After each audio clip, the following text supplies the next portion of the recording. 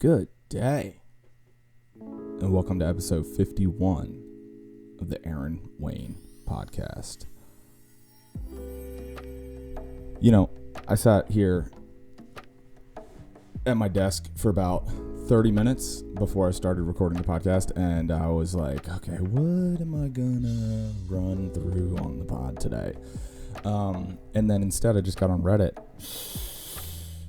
Yikes. Tell me why I'm hooked on Reddit these days. I should have never reintroduced Reddit into my mind, and now it's like, that's my go-to. I ended up watching a video. Maybe we'll talk about this. I ended up watching a video. Ooh, move the microphone. Of the Virginia governor, Glenn Youngkin, who I don't know. I'm not going to tell you who I did or didn't vote for. I'm going to pause there. But, so watched Glenn Youngkin, and I didn't vote for him. Why am I not saying that? I didn't vote for him. I'll tell you why I didn't vote for him. I didn't vote for him because I didn't like the ideas that he was talking about with education and creating the voucher system. Just because, not that I don't think that's a good idea, it's just I don't know enough about that to say, like, if someone's really going for this, I don't have enough information about school vouchers and so forth. But I like the idea of making education better. In fact, that's what I've been talking about with my kids all this week. Over the last 2 weeks, actually, they're doing research projects. One of my groups decided how they wanted to research how to get rich, which is whatever. That's what they wanted to learn about. So they researched it, and it was funny because the kids who wanted to research how to get rich weren't willing to do the work to figure it out. And I was trying to tell them, like, listen, man, you're not just going to get rich. It's going to be work to do that. So if you can't do the research to figure out how to make money, then, I mean, I wasn't trying to be disparaging, but it's like, I want to be rich. All right, well, let's figure it out. But come on, man, can't you just tell me? Get to Googling, make some money. I don't know. It's crazy seeing on social media, like, how many people just have these. I was scrolling through TikTok. TikTok is like a crazy thing, man. I don't know. Maybe this podcast will just be about social media. I'm trying to line up guests. I like doing the solo podcast, but I'm trying to line up some guests just to kind of get some fresh voices and some perspectives. And I got some things that I'm working with that I'm excited about. But what was I talking about? God, 2 minutes and 45 seconds. We're already off the rails. What am I doing? Tweak the lighting in here a little bit. You know, I almost did this podcast upstairs, but I would have to take everything upstairs. It's cold down here. And I think I was sort of starting because the dryer was going, because I'm doing laundry, because I'm a nice guy trying to help my wife out. I do the dishes, she does the laundry. And as the laundry was running, I was like, well, I'm going to be in the middle of a podcast, and then things are going to fall apart when it beeps. Things have already fallen apart. I don't even know why I'm pretending as if things hadn't fallen apart. What was I talking about? Glenn Youngkin, yes. So that's why I brought him up, because he, day one, your boy came in and was like, can I just do everything that I said I was going to do? Like, can I just do everything? And he wrote like 10 or 12 executive orders on controversial topics that, like, would probably be best served in political discourse to have been handled differently. I don't know, man. I'm not a political pundit. I'm not a professional in that field in any way, but, like, looking at an executive order to allow parents to say that their kids don't have to wear masks, it's like, well, and I'm not a professional with this. Like, I'm an English teacher, and I teach yoga, and I have an unsuccessful podcast on the internet that I continue to make episodes for. But I mean, kids don't really get sick from this. I mean, am I going to get canceled? I mean, statistically, it just doesn't happen. I mean, I've had a lot of kids get it. They come back, they're like, yeah, I didn't feel well for like a day, and then here I am. So I don't know and then the data bears that out too. So I think the real concern is it's the same concern we had at the beginning of the whole thing, which is,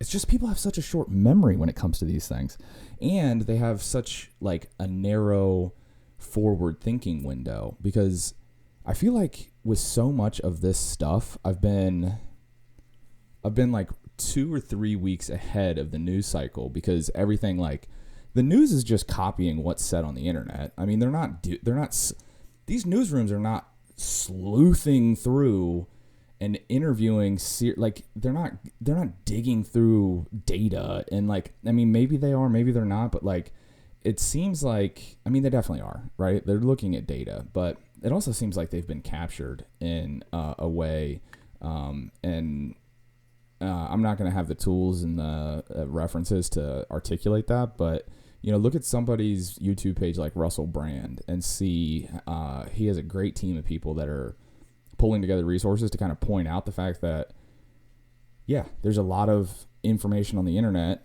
that is unreliable and agenda driven, but that doesn't mean by default the stuff that comes through corporate media is not that.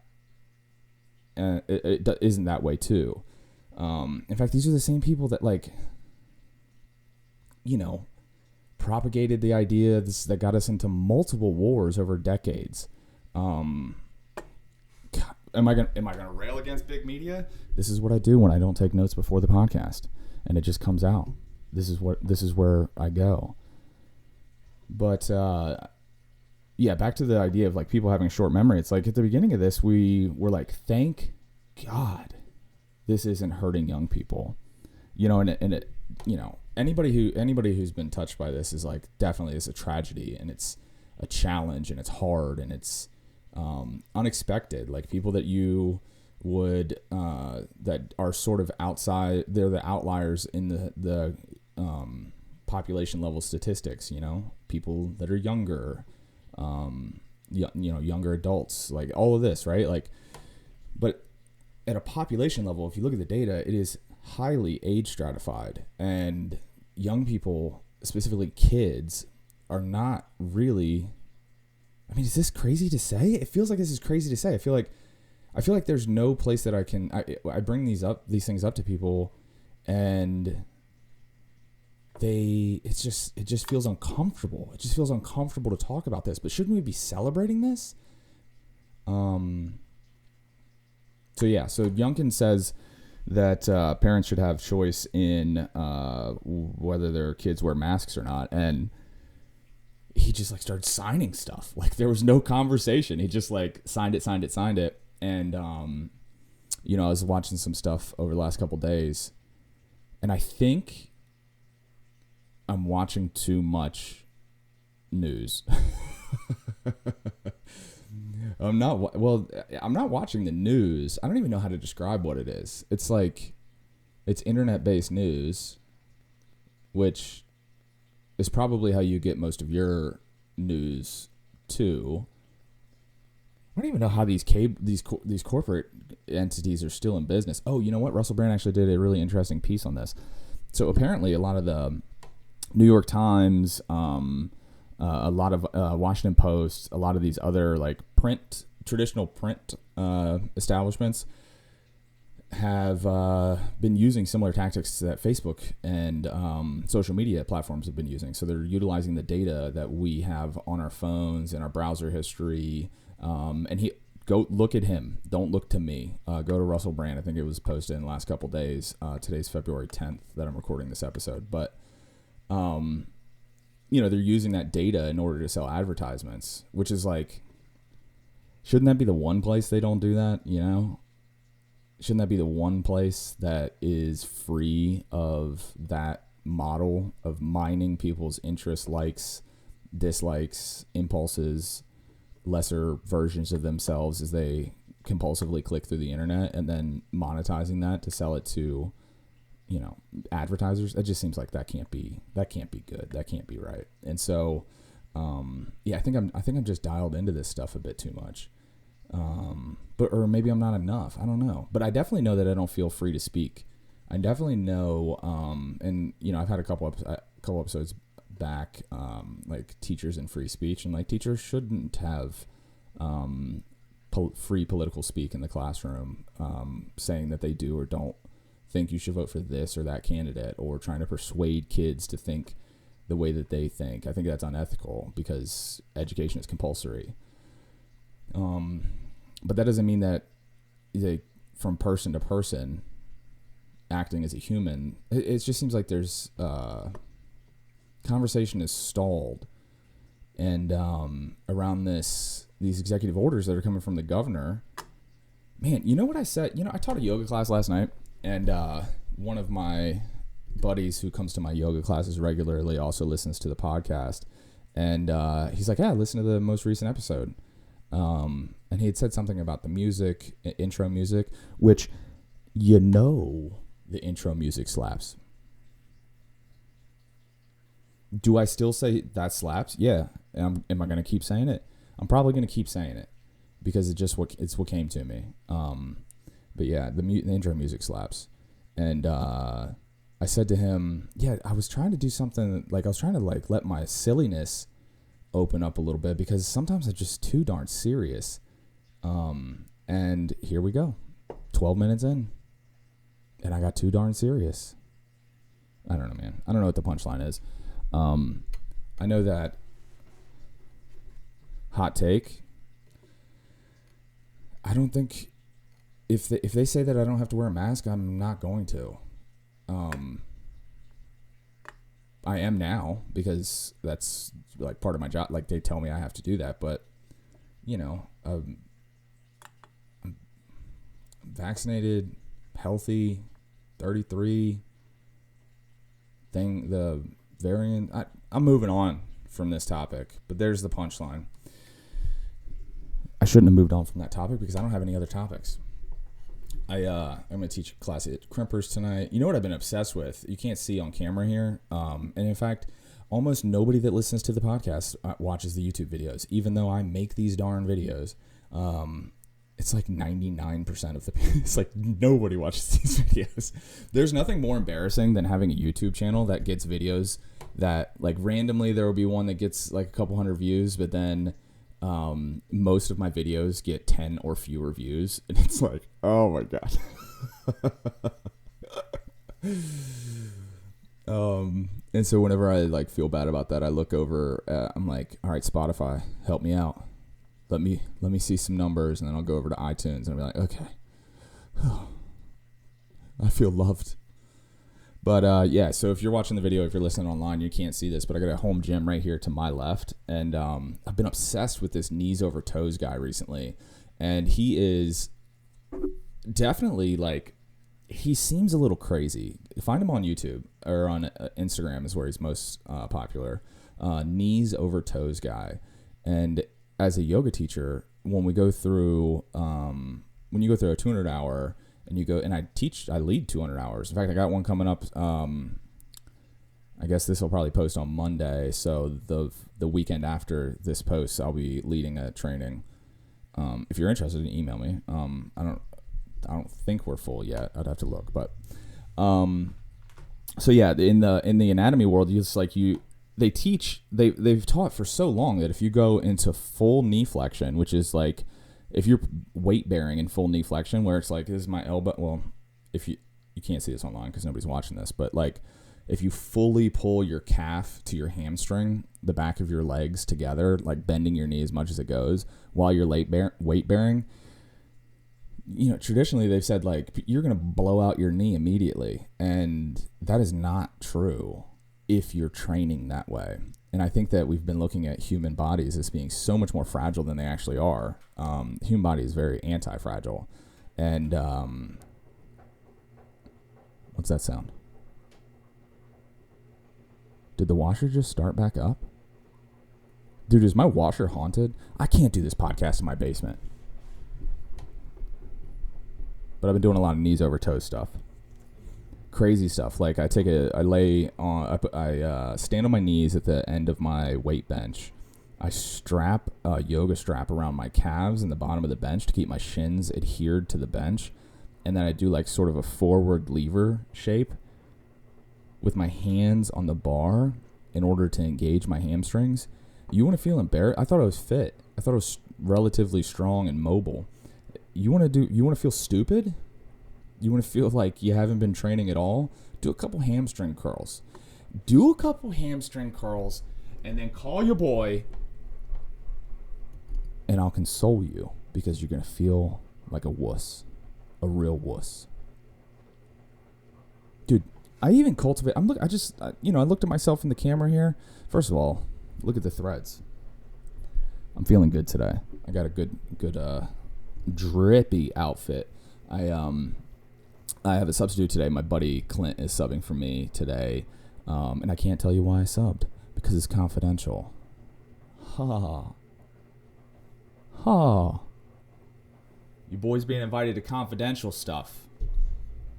I just want to be, I've been, this whole year for me has been a wake-up call to the, internal drive that I have in order to, I've always desired to be in positions of leadership, but I've never, really pursued doing that. I've always just assumed, I walk into, and this is, my friends make fun of me at work because whenever they do a raffle, a totally random raffle at what are they called? Faculty meetings. They just do random raffles. They hand out gift cards to Starbucks and whatever. I always feel like I'm going to win. And that's that's my toxic thinking. But it serves me in some ways. And so when it comes to leadership, I've always just unconsciously, and this is something I've worked on for the last 5 to 6 years, ever since really getting into yoga, frankly, and teaching. I've always just assumed I'll walk into a room and people will recognize. They'll know your boy is showing up ready to take charge. But that doesn't happen. So this year I've really been, and probably because people look at me and they're like, this guy thinks he thinks that we're just going to give him the charge and he's going to lead the charge. We're not going to do that. That's probably what people are unconsciously thinking. Can you hear the washing machine? I don't know if you guys can hear that. Can you hear that? Should I just go shut this off? No, you're going to listen to it. It's a high-quality microphone. Not only does it get my sultry tone, my voice sounds like I'm in the process of smoking a cigar.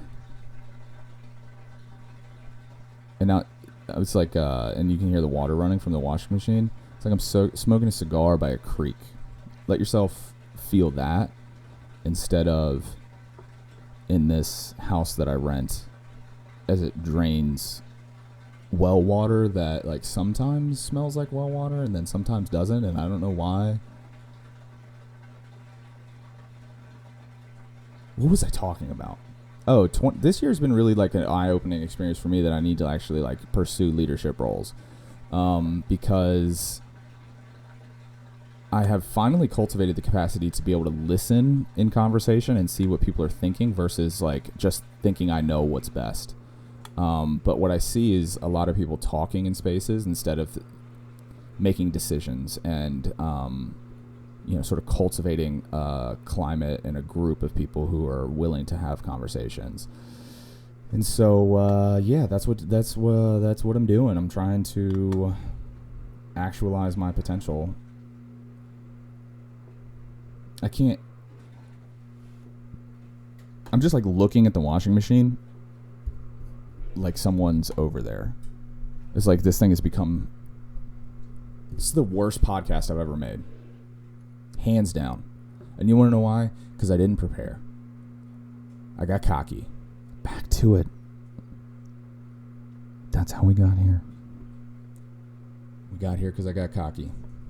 I said I could just do it. I said I could just open it up and podcast. And I can, because I've been talking the whole time. But it's not really good. You know it, I know it. If you're still listening to it, God bless you. Bless his heart. Bless his heart. If you're from where I'm from, that's the kind of thing people say. instead of saying, man, that guy's stupid. You do something real stupid. Yeah, Bobby lost his job. Well, they told him, they said, Bobby, you keep eating the chicken nuggets out of the heat lamp, we're going to write you up. And, they rate him up 3 times. And that's how they do it. You get rid up 3 times, you're going to lose your job. Bless his heart. Lord, bless his heart. Now it's on spin cycle. You ever be asleep and spin cycle goes off and you're like, oh my God, there's raccoons in the basement. That wasn't funny. Damn it. I thought I could do it. Bless his heart. My goodness, bless his heart. I've been tweaking with my video editing skills to add audio and images to the videos that nobody's watching. And it's just fun learning stuff, man. Am I going to delete this episode? I bet I should probably delete this episode. What would I even call this? I gotta get out of this basement. I think the energy's wrong in this basement. I think that might be what it is. It's like I'm looking around and there's center blocks everywhere. I can't be my best. There's like a slam ball net hanging up in the corner because I'm too lazy to take it apart, and I tell myself that I'm gonna play it. I never play slam ball. In fact, every time I've played slam ball, I've been thoroughly embarrassed because my fingers and hands don't work the way that an athletic person's fingers and hands work. I played high school football, not to brag, and I was on the varsity team, no big deal, and we would run the chains. The linemen would run the chains, and I was a lineman. And I know what you think when you look at me. You say, that guy should be a lineman. And we were running the chains for the JV game, and ref said, "Oh, hey, how you doing, fellas? What positions do you guys play?" My buddy, he's like, "I'm the center." Another buddy was like, "I'm a tackle." I played right guard, and so left guard's like, "I play left guard." And I was like, "Yeah," and I play right guard. And the ref said, "Bless your heart." He said, "What the matter, boy? Something wrong with your hands?" Because I was 6 foot tall, 180 pounds, and I played right guard. I used to get manhandled. I had an above average amount of concussions for a football player, and that is like way more than the average 16 to 18 year old. And they didn't even care back in the day. Dude, I remember I got a concussion once during a game. I don't even remember how I got the concussion, but it was when I was playing linebacker. So I played right guard, and then I also played linebacker. So my senior year, I don't know if I played right guard my senior year. I think I went both ways. Yeah, I don't know. I know there's a couple friends of mine that listen to the podcast from high school that played football with me, so text me and let me know. I don't remember if I played 2 ways. This is the thing about concussions, man. My brain's turned to gook. I don't even know, I can't even remember if I played both ways my senior year. But I know I played linebacker because I was actually proud of playing that position. I was proud of playing guard. Here's the story of a concussion I got instead of me rambling about my pride and the glory. Dude, if you played high school football and you want your wife to roll her eyes, start talking about football. Because what she'll do is she'll listen kindly for a moment, and then maybe if it's the first time you've talked about it, she'll, be like, "Oh, that's cool, sweetie," and then bring it up again, and she's gonna say this phrase, "Your glory days," and it's insulting. My glory days are in front of me, not behind me. But yeah, did I love playing high school football? I did. And one time, I got a concussion. It was third down, and somehow I got a concussion. And fourth down. I'm lined up as an outside linebacker. I break off the line. I break a block, get past a block, and then the quarterback is way in the backfield, and he gets rid of the ball, and I plow him, like helmet to sternum, plow this kid. And I see flags getting thrown, and I'm like, what? That was great. I was celebrating. I was like, yeah. There's nothing better than playing linebacker and then just destroying a quarterback or a running back. There's no feeling like that. I haven't had it before or since. I have not had a feeling like breaking off the line and destroying the quarterback or running back. It's the glory days. Welcome to the glory days. Episode 51 of Aaron Wayne's Glory Days. So they do the flag. We all huddle back up, and my coach is like, Richards, the hell? It was a punt. And if you know anything about football, you cannot touch the punter, regardless of whether they, like, you can't touch the punter. Oh, the exit music's starting. So I got this concussion. The music's calming me down a little bit. Got this concussion. They wouldn't let me play. And I was salty. Like, real salty. I don't know. We can talk more about that later if you want. I'm still going to post this because I made it to the end. See you on the next one.